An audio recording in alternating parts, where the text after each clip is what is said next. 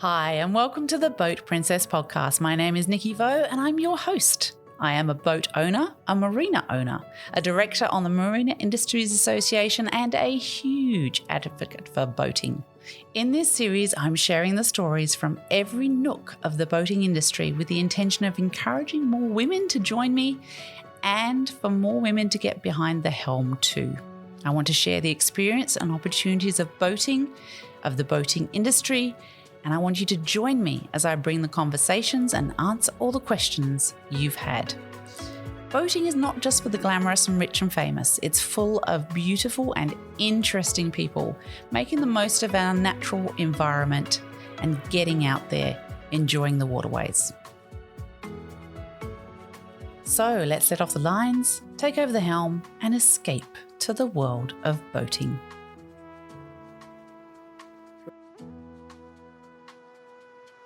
So everyone, welcome to another episode of the Boat Princess podcast. I am here with a lovely lady, Leslie Robinson, who is CEO of British Marine, and she's got quite a career behind her, which we're going to explore today. And she's another woman that has pushed through that supposedly glass ceiling and achieved the position that she has. So I'm really looking forward to having a chat with her about that. Welcome, Leslie. Thank you. I'm delighted to be here.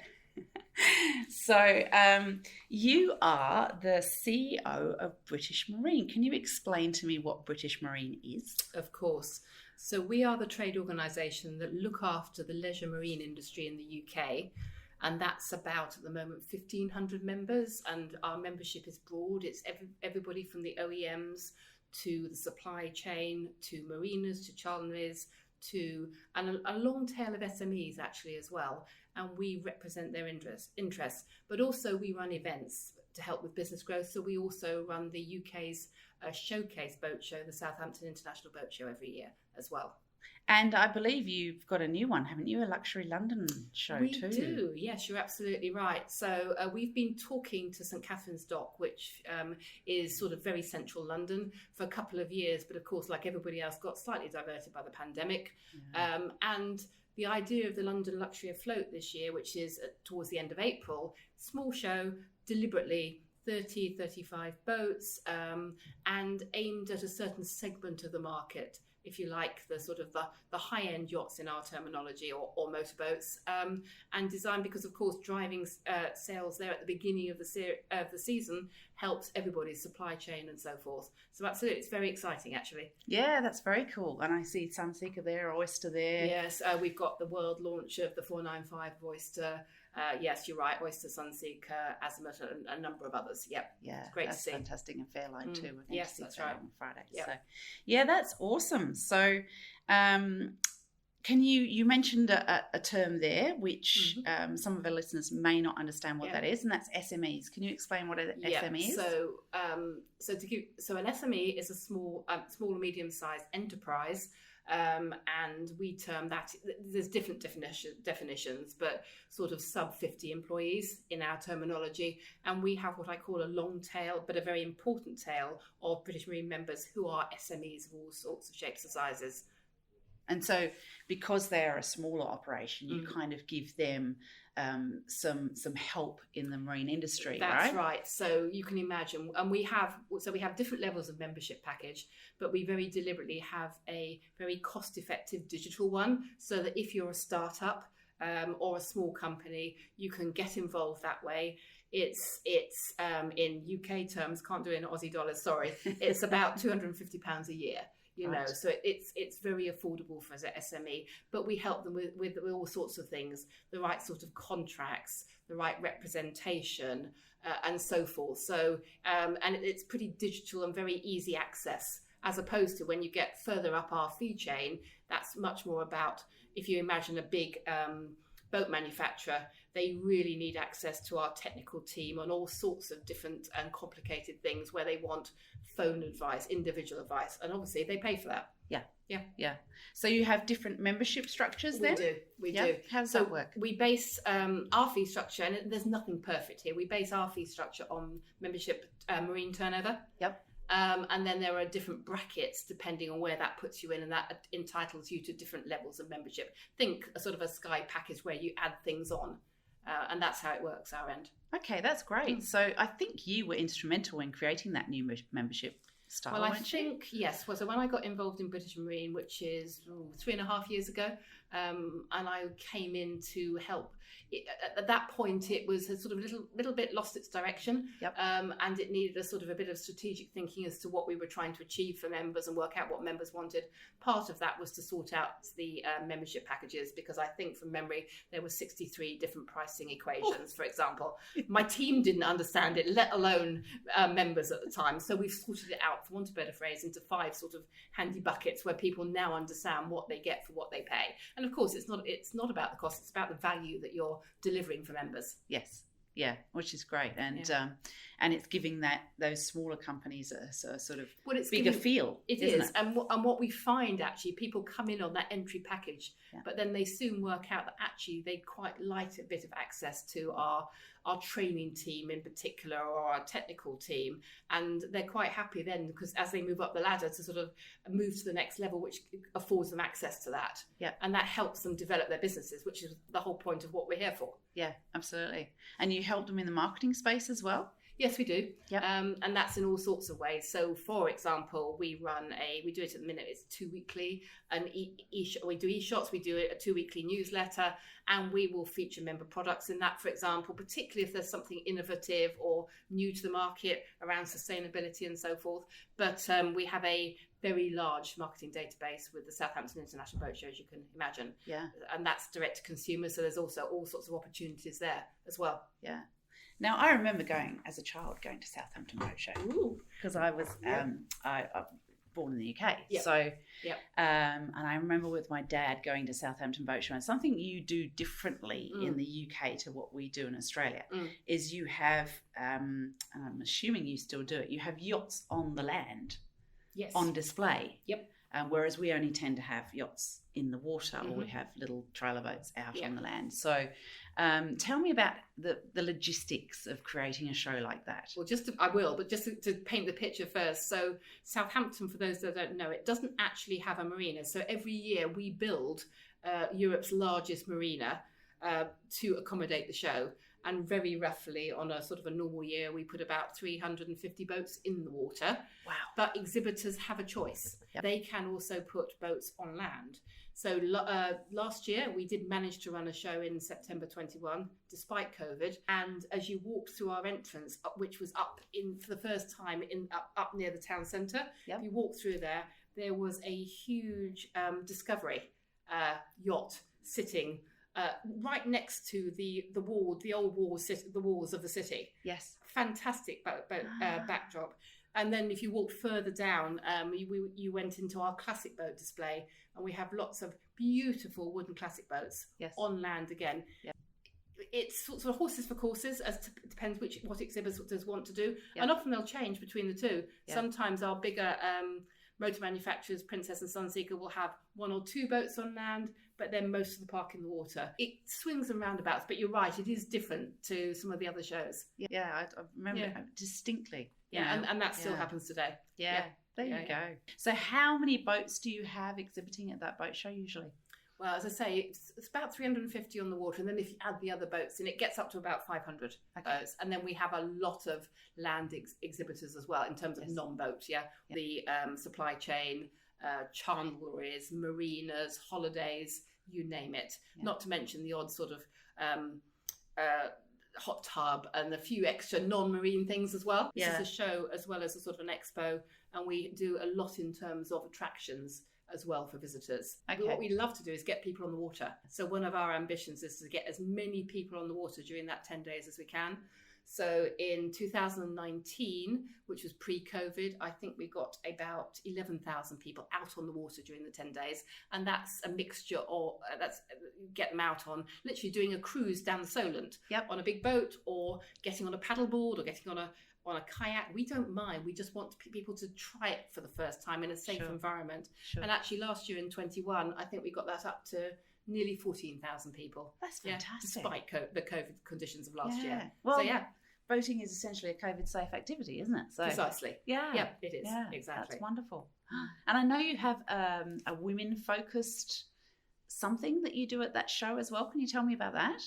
That's right. So, I sit here running a show, and obviously we have lots and lots of exhibitors at the show, and of course there are females amongst the staff there. So ever since I've been running the show, we've organised what we call a Women in Marine event, and we tend to do it on a weekday when it's slightly quieter. It's not it is busy, but it's not as busy as the weekends from a consumer point of view, and it's a bit of a networking. We organise some sort of circa 4:00 when the show is quietening down, and we organise a sort of a networking where we invite everybody who's there from a female perspective to come along, grab a drink, network with their peers, because they very rarely get the opportunity to chat to people like me, females in the industry. It doesn't really happen. It's a great opportunity to do it. We do tend to get mobbed, which is lovely. I think last year we had about 140 women, which was fabulous. That's brilliant. And then we have speakers. Yes. And they, so far, although we might mix it up a bit this year, but so far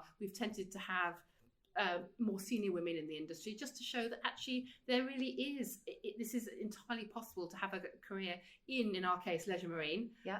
And we want to support those women coming through. Yeah, that's great. So, because like you say, I find as a mature woman in the industry, it's lovely to be that person that, can provide those opportunities. We're actually looking at doing a networking event. It's actually Cove Boat Show for the women in the industry for that exact reason. I think it's great. I mean, I think, to be honest, I think I've sort of got a responsibility too, yes. because it is such the industry can be really diverse. The opportunities are there. So often we see women get to a certain stage and then perhaps leave and not come back. Yes. And I want to be able to make it really clear that you can do it.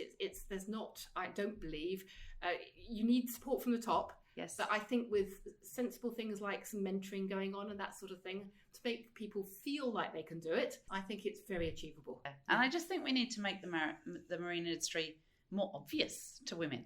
Completely. Yeah, I agree with you. So another thing I run at the boat show every year, our end, is we celebrate the achievement of apprentices who graduate. And so this is typically apprentices who come, they're doing things like carpentry or boat building or marine and boatyard operatives. They've gone through their course, and we say, come to the boat show. We'll have a bit of a graduation ceremony and a celebration and so forth. Yep. And I can remember with horror in my first year of actually running the event, I think there was one female out of maybe 150. Wow. And that was just, maybe it was a very bad year, yes. perhaps, but that's just not right, because there's real opportunity. And it really pleases me when I go and visit some of our bigger manufacturers now to see that they're really doing something about that in terms of actually showing, guys and girls particularly, who are at that sort of 16, 17, wondering what to do stage, that there really is a career here. Yes. And actually, if you don't fancy the academic route of uni, come into an apprenticeship. Really structured, great experience, and actually sets you up really well for a career through. A couple of years ago, the ex-MD of Princess yes. was our guest speaker at the apprenticeship graduation. Now, that's, admittedly, he's a guy, yeah, but he'd gone all the way from apprentice through to running the big OEM. Fantastic. And, he amongst many others, is completely supportive of getting more women into the apprenticeship schemes. Yeah. Yeah. Yeah, well, I'm very excited. I'm going to be speaking to Alison at Princess Brilliant. Yachts later in the year. Good. Because she does exactly that, doesn't she? She does. She looks after all the apprentices in Princess Yachts. And I know their figures have gotten better. Oh, I think recently, at the minute, their most recent intake's about 30% female, and she's aiming, I know, at plus 50%. Yeah. They're doing great things down at Princess, actually, in Plymouth. Yeah, really proud of that brand for doing what they're doing for women. It's fantastic. So, the London Luxury Float, that's not far away now. Is the office sort of really busy with that right now, or? Yes, but compared, 30 odd boats compared to 350, it's 10%. So yes, we are, but it's much more manageable. What happens for the boat show with a small team here is that actually it goes it goes from being a small events team into everybody gets involved to put the show on every year. Yeah. But that's what makes it great fun, actually. Yeah. So I have people in, for example, technical, or I have people in my make it sound like I've got a huge staff. I haven't, but or my membership team who get very involved in putting on the boat show. Yes. Because at the end of the day, not all, but many of our exhibitors are our members as well. And the whole point of the boat show is to let those guys and girls develop their businesses and showcase what they do best to Joe Public, which is great. And I'm interested in knowing that particular show, you're aiming at a sort of luxury end of the market. Yes. Are you therefore marketing it differently Yes. to how you do something? Yes. How are you doing that differently? So in a couple of ways. So for that type of high-end show, what the boat manufacturers want really is bluntly each other's customers, and indeed the right sort of new customer. So think high-end concierge in London, for example. So we do things like talk to the concierge in the top hotels, that sort of thing, because what they're interested in doing is getting a sort of their own a mix of customers in of, so if we take the examples, Oyster, Princess, Sunseeker, those sorts of guys, a pool of customers, because what does happen is people will swap time to time, not necessarily so much from sale to motor, but between motor, for example, between sale, but also in terms of looking for those new customers that are out there who like an outdoor lifestyle, have the ability to buy that sort of luxury high end. So therefore our marketing, coming back to the point, is very much focused at places where those people would be or would look. So some of the high end glosses particularly reach them, for example. It's very different to our Southampton boat show, which we very deliberately want to make open to absolutely everybody. In fact, we've done a lot of work in the last couple of years in terms of working with the community in Southampton, because I was horrified to find out that so many, particularly in the sort of inner city of Southampton, despite the fact that the water is on their doorstep, have never been on it. So last year, for the first time, we ran a community day, actually, at the show. Small beginnings, that we build on it this year, to get more guys down, because otherwise they fear it's kind of not for them. It's a different point to the women point, but it's still it's not for us, but actually it is. But we just need to get people over that fear and the perceived barriers of being involved. Because funny enough, we do have that in boating, don't we? That elitism and that. And there is a perception in this city, Southampton, that the boat show comes and sort of lands, does its thing and goes again, and great, it generates a lot of return for the city. But actually, what does the individual person in the city get out of it? So we are doing a lot of work with the community now, including women's groups within that, actually. That's great. Which is nice. Yeah. So that community day, what does that involve? Early days. So last year, it involved some very affordable tickets for the communities in Southampton, encouraging them down, and then running a series of events within the show that day. So we had some very silly things like cardboard boat race for community groups. Yes. So you can imagine how far things got on the pontoons. But actually, it was great fun. Yeah. People got involved because they could build their boats. Try and float them. I think the one that actually won, I think, stayed afloat for about 3 minutes. But it's things like that. Yes. Oh, great fun. Yeah, love it. That's really cool. So going back into your career a little bit, I'm going to start before you were what you are now, and you've been here about almost 3 years, about 3.5 now. 3.5 years. Before that, for 4.5 years, you were with a huge marina group, the biggest marina group in the UK, if I'm correct. Yes. MDL Marinas. Yeah. So what was your role there? I was MD, Managing Director. Okay. And what did that involve for you? So generally in my career, I've been involved because I quite like doing things differently, as in doing different things. So, and I got attracted to the MDL opportunity because the marina, a very well established, as you say, largest marina group in Europe, very established group. But it wanted to go from one stage of growth to the next. And that's the sort of thing that interested me, that sort of challenge. Yeah. So it was about coming into it, having a look at it. And actually a marina group it's absolutely around it's around customer experience. Yeah. Because as you know, today, being part of berthing your boat in a marina, it's not a car park. It's somewhere that you go and you're part of a community, and that's what you get out of it. Yes, I noticed that was your ethos, because that's very much our ethos with our marinas too.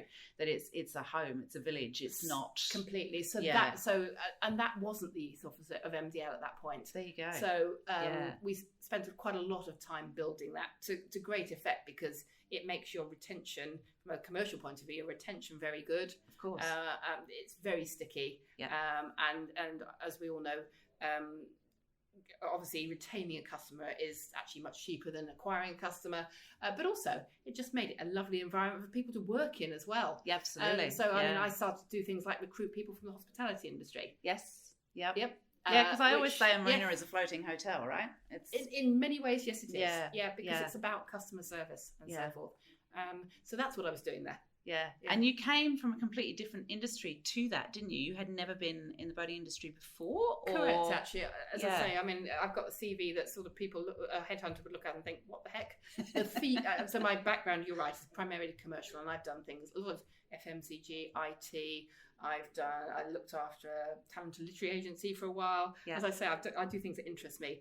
Just prior to that, actually, it was my only foray into quasi-public sector rather than private and commercial. Yes. And I helped set up something in the UK was called the Money Advice Service. Yep. So to help people manage their money. Okay. It's now called the Money and Pensions Advice Service. But and that was quite interesting. Yeah. And actually, what it taught me actually was how much collaboration and using the power of partnership really works. Okay. And I brought that back into, for example, what we're doing here now at British Marine. I would say that would be incredibly useful in this space. Yeah, absolutely. Yeah. Yes, it is. Yeah. And that, when you went into the marine industry for the first time, how did you notice differences in our industry to having come from another completely different space? I suppose, being entirely honest, there was some of it I thought was, and I don't want to be disparaging, but it was a little bit behind, particularly in customer experience terms. Back to the point of many other industries. Yeah. I mean, I'm generalising because I was obviously exposed to a particular marina group, and they've done great things on that front now. Yes. But we're talking a few years ago now on this, and yes, and I do think there is a degree of professionalisation generally, not just aimed at marinas. Yes. Throughout the leisure marine industry here, we don't build cars, for example, or even high-end cars, but our manufacturing has still got quite a lot to learn, for example, from that sort of thing as well. So there's a whole journey which I think we're on, which is quite exciting. Absolutely. Yeah. And it's interesting how some yachting companies, I think Princess have done it very well, taking on Anthony from McLaren. From McLaren, yes, exactly. That was a very good move on their part, I thought, because it brings the technology and the forward thinking of cars into the boating space. Absolutely. And that really needs to be done, I think, because the cars are well ahead of us still, I think. Yeah, exactly. So, just the little things you notice now on Princess Yachts that he's obviously been involved in implementing. You think, that's a bit of a car move there. Yep. Exactly. And it's really, really good to see. Yeah. So I totally agree with you on that. And we are moving with the times now, and we're getting there. But there is a lot of, and I think bringing more women into it will actually help the boating industry, give some more change and some more technology and some more innovative ideas into it. I was quite involved when I was living up in London in a group of women involved in the hospitality industry generally. Yeah. And I can't remember who it was. It might have been PwC did a study and proved beyond doubt that having women at the right level in this case the hospitality industry, but it's the same point, actually improve bottom line. Yes. And I firmly believe that. Yes. And so that is what we need for our industry as well. Yeah. And it's happening. I just want it to happen faster. Great little segue there. Yeah. I know you're a qualified accountant as well, aren't you? Yes, I am. Yeah. So when did you get that? Oh, so I did the classic thing of getting towards the end of university and thinking, and I was asked to stay on and do a PhD, and I thought, I really want to earn some money. And it was the classic, my dad was an accountant, and he said, well, if you're not sure what you want to do, why don't you go and get an accountancy qualification, because that's like a general business qualification, because I read modern history. You could do that at this point then, back then, you didn't have to do something relevant. And why don't you get a qualification, and then you can decide what you want to do. And actually it was really good advice. Because there's nothing better than knowing the numbers in any business, is there? it gave me that skill base, but also it allowed me to look at a whole, because the way you do it here is you become an auditor in an accounting firm, and it means you're exposed to a whole different types of industry, and you get to see a vast range. And I soon worked out, for example, I didn't want to be in oil and gas, for example. Other people do, but not wasn't for me. Yeah, so it was and it has stood me. I mean, I haven't been a finance director for many years, but is it a great background to have? Yes, it is. Actually. Well, every CEO to a certain extent needs to be a financial director at the same time, don't they? You need to understand what's driving the business, and look at the trends and so forth, even for a trade organisation, because what we're about, no, we're not a commercial entity, but we're trying to, and are driving the sort of surpluses that we can reinvest for members in services. Yeah. We almost have to be even more careful. I'm the same at the MIA, BIA in Australia. We're consciously thinking, well, this is our members' money. It's not. Yes. It's not our money. No. So we're being really careful with how we're reinvesting it for them and what benefits they're getting by our actions. Absolutely. I mean, that's our mantra. If it doesn't work for a member, we should, it has to deliver for a member. Otherwise, we shouldn't be doing it. Yeah. Agreed. Fantastic. Yeah. Now, you did modern history at Oxford University. Now, Oxford University, just as an aside, folks, commenced in, I think, is it 1056 or something? It's like that. It actually started. My time and yours. Oh my goodness, 1096. 1096. It established itself, and it only has a 17% acceptance rate. So getting into Oxford University is not an easy task by any means. Was it a life goal for you to get into there? Being honest, no, it wasn't. I came from a state school, which didn't get people into Oxford or Cambridge University. And in those days, this is a very long time ago, we have A-levels here, and we couldn't, the school wasn't set up for me to take the Oxbridge exams before I did my A-levels. So I actually had to stay on after my A-levels, like there were two of us who did it the whole year, stayed on for what they call a seventh term to actually take the exams at the end of that seventh term to get in.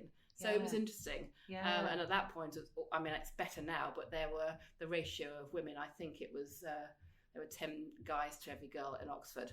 Having said that, I actually went to a women's college in Oxford. They don't exist now, but they were, I think, 2 at the time. Yeah. And I went to an all-female college at Oxford. Oh, fantastic. Which was interesting. Not that it made any difference to life, but technically it was all female. And at Oxford, am I right in saying you're not allowed to work when you're studying at Oxford? Is that right? Or is that... No, it depends what you mean, I think. Did I work in the holidays and, do bar jobs and the rest of it? You could do that sort of thing, but they weren't particularly keen if you were sort of doing it while you were studying during term time. Right there. Yeah. There you go. Yeah. So what do you love most about being in the boating industry? Actually, although I don't do it nearly often enough, speaking personally, it's getting out on the water and being around water. Yeah. I mean, part of the attraction for me taking that MDL Marina role was I absolutely love getting out on water. As you know, I think, I used to be a sailor. Then I met my husband, or husband-to-be. Keith and I have been together 25 years. Yep. My husband doesn't even like drinking water, let alone getting on it. So sod's law, Yes. Point.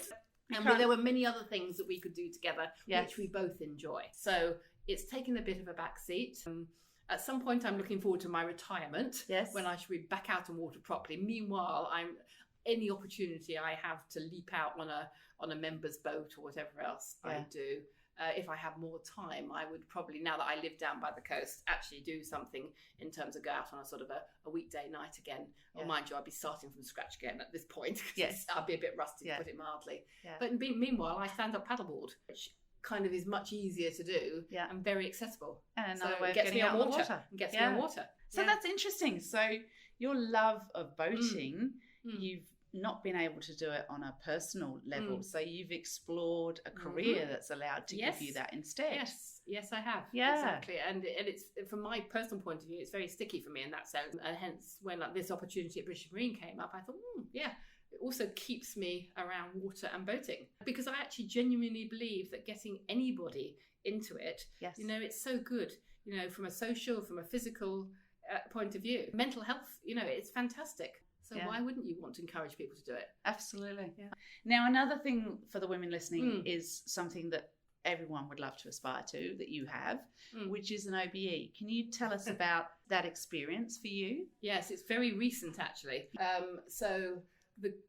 There are 2 sets of honours that get given in the UK every year, and mine was actually awarded last June, June 21, in what's called the Queen's Birthday Honours. I had absolutely no expectation and no thought of this whatsoever. Yeah. And actually, this is seriously true. What happened, and of course we were in COVID times at that point. Yes. I was working from home, and one Friday night, I think it was, at about 6 p.m, an email popped into and this was in sort of, I think, end of April, beginning of May, email popped into my inbox, my British Marine inbox, saying, we would like to consider you for an OBE. Would you please answer all these questions? Would you be willing to accept it if it was... And I said to my husband, is this spam? Seriously. I do the same thing. Yeah. And he looked at it and thought, no, that is probably actually genuine. And you fill in, as long as you're happy to be considered, because they go through all sorts of checks and things, I think. Of course. And then, so you send it back, and then you literally hear nothing else until... And then they publish, I didn't know this until, they publish the results in what's called the London Gazette at midnight on I think it was the 12th of June. And there was my name for services to Leisure Marine. So I was hugely honoured. Yeah. It was lovely to, on behalf of my team here, on behalf of the industry as a whole. And actually, there was a huge backlog because of COVID. Because what happens is you go to a palace, Buckingham or Windsor, or whatever, to go and be presented it by a member of royalty. Yeah. And I had I was told there was an 18-month waiting list. This is from last June, and then suddenly, and I think it was in about end of January this year, I got another letter with very official sort of the HRH on it, etc., saying I'd been invited to go and pick up my OBE at Windsor Castle on the 22nd of Feb. Oh, so that was fantastic. A complete panic about what to wear. Point. I can imagine. Complete. Yes. Not to mention I had COVID at the time, which didn't help the odd dress fitting. But anyway, but it was a very special day. Yeah. So it was Windsor Castle, and you don't know which member of royalty is going to present. And who was it? It was Prince William. I was so lucky. Oh, lovely. I was so lucky. Yeah. But you have a fabulous morning. Yeah. You're drifting around the castle, and then you get briefed. I had to teach myself to curtsy. I didn't have to, but I thought I better. Yes. And it's lovely. And I probably chatted to Prince William for about, and everybody done, not just me. Yeah. And I chatted to him about Leisure Marine and boating for about 3 minutes maybe. Oh, fantastic. Which was lovely. And he told me that his kids are learning to sail in Norfolk, for example. Lovely. That's great.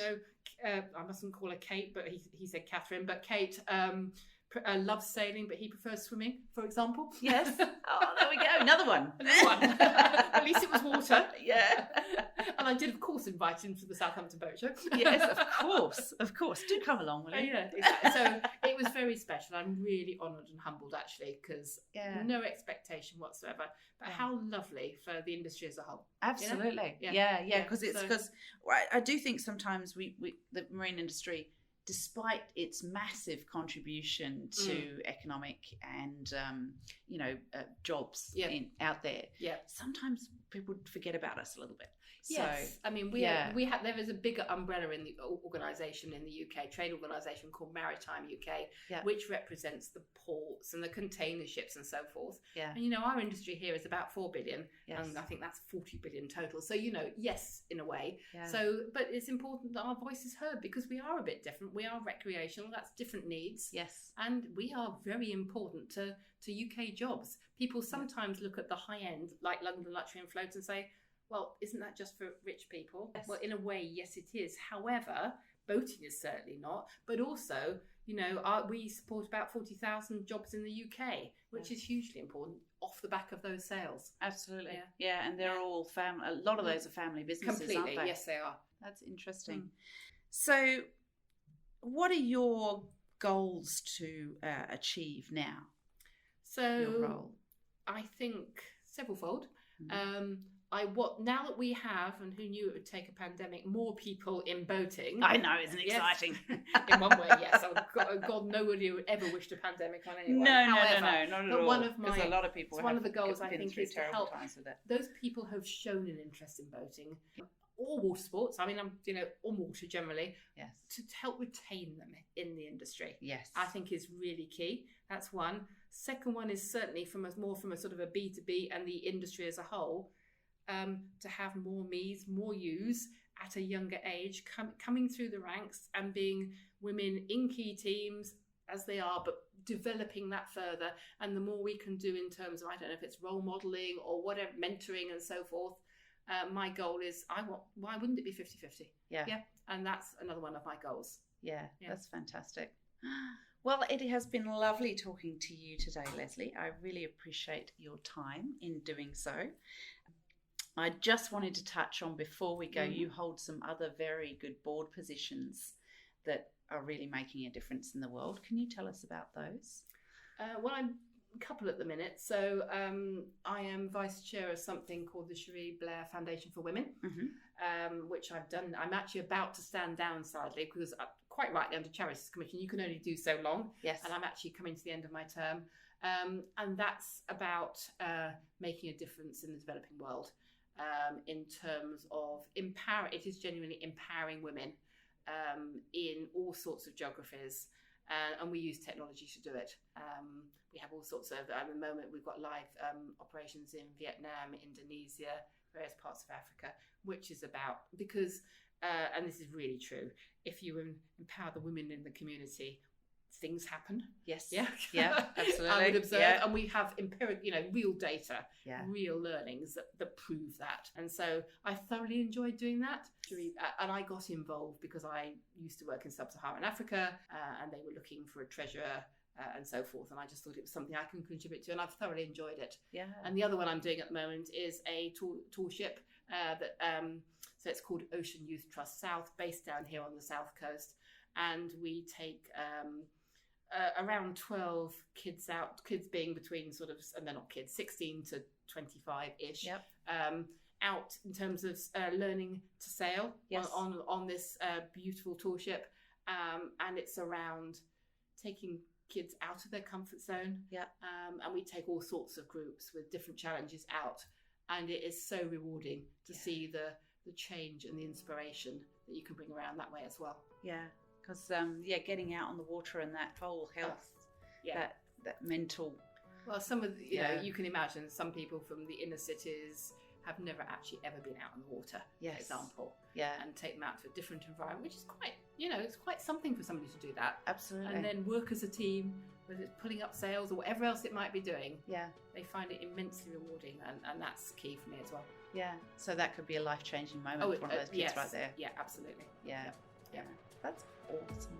Yeah. Well, thank you so much, Leslie. I really appreciate you talking to us. It's been lovely to have you on the Boat Princess podcast. I'm looking forward to hopefully getting to Southampton Boat Show one day. Well, please do. Please come and be our guest. I'm really delighted. And thank you so much for talking to me. It's been a pleasure. Thank you. Pleasure. Thanks, Leslie. So it was lovely to catch up with Leslie from British Marine and discuss all things British Marine and Southampton Boat Show. For those of you that don't know, there is an equivalent to British Marine here in Australia, which is the Boating Industry Association, otherwise known as all things are these days, as acronyms, as the BIA. Now, the BIA is actually really important to our industry. I kind of refer to them as like air. Air is always there for you to breathe. If it's not there, you really notice it quickly and it's really bad. The same goes for the BIA. The BIA does an awful lot more than people probably recognise. They do organise boat shows, but they do an awful lot more for the industry. Things like during COVID, they are the ones that are fighting the fight to keep marinas open, and they did keep marinas open during that time to allow us all to be able still to be working, whereas other businesses, lots of other businesses got closed down completely under the health laws. So it's really important that we have that body that is representing our industry to government, both state and federal, to point out to government the things that could happen if they did certain things, how it would affect our industry, because that's very important for government to understand. They potentially do not understand the effect of their legislation, and how it can be a really bad influence upon boating itself. And we lose the freedom to go boating with too much legislation. So the BIA is very important for that. There's a volunteer board that runs the BIA, and then there are staff that work for the BIA. And those volunteer directors do an awful lot that people may or may not recognise just how much they do. I want to make it very clear that the BIA and the MIA are very different associations. The MIA is much more involved in training and accreditation. Their role is not to advocate for the boating industry. So if you're considering between membership between the two, you potentially probably actually need both. Don't just rely on one.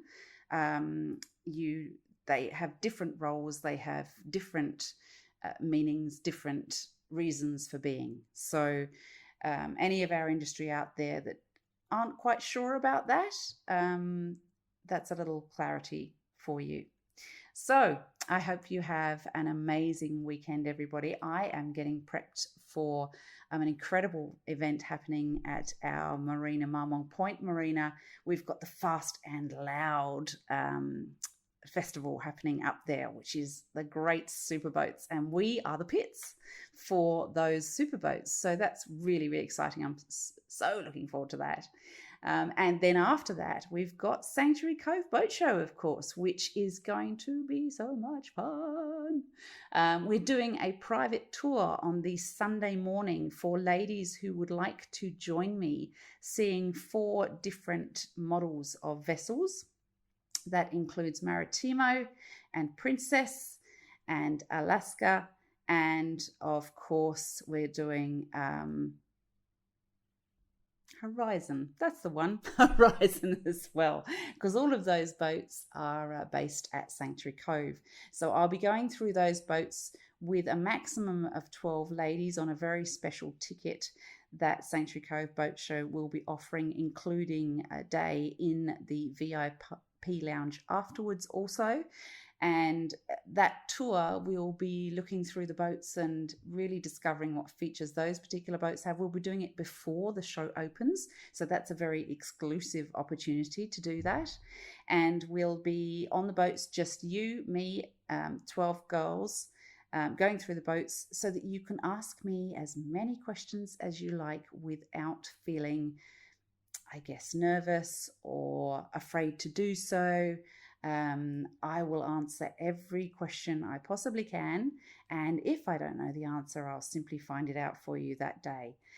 But the concept is that you can understand the boats a little more in a very private space, and also know what to look for when you go around looking the rest of the boats, and also understand what features you need to look for, what boats do include certain features, which boats don't, all that sort of thing, so that you've got a little bit of knowledge under your belt, so that brokers who are selling the boats will take you a little bit more seriously too, I think, which will be awesome.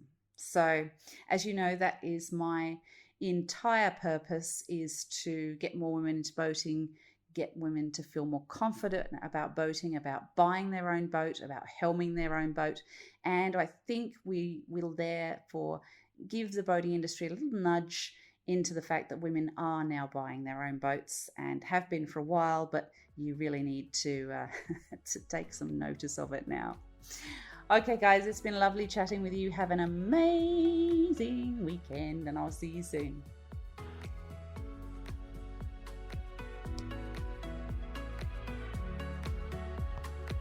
So thank you everyone for your support of the Boat Princess podcast. It's really getting out there and I'm getting some amazing comments and DMs in the back of Instagram. I'd love it if you could review the podcast. The more reviews obviously we receive, the more people get to hear the podcast. And I think the stories that we're getting from the boating industry and from those who love their boating are really important to get out there, not only to help other boaters, but as of course, it is always my goal to get as many women into boating and confident about boating and potentially into the boating industry as well as possible. I'd like to thank my sponsors, Ross & Whitcroft and Quality Marine Clothing, for their absolutely brilliant support. They have been quite incredible. And if you're looking for uniforms for your marina or uniforms for your super yacht or anything in that beautiful sailing clothing, boating clothing space, then of course Quality Marine Clothing and Ross and Whitcroft are the place to go. Thanks everyone, you take care. Please keep sending me all those messages and leaving those comments on Instagram. I really do read everyone and I love them, and it really makes a difference to my day. So I'll see you on the water soon.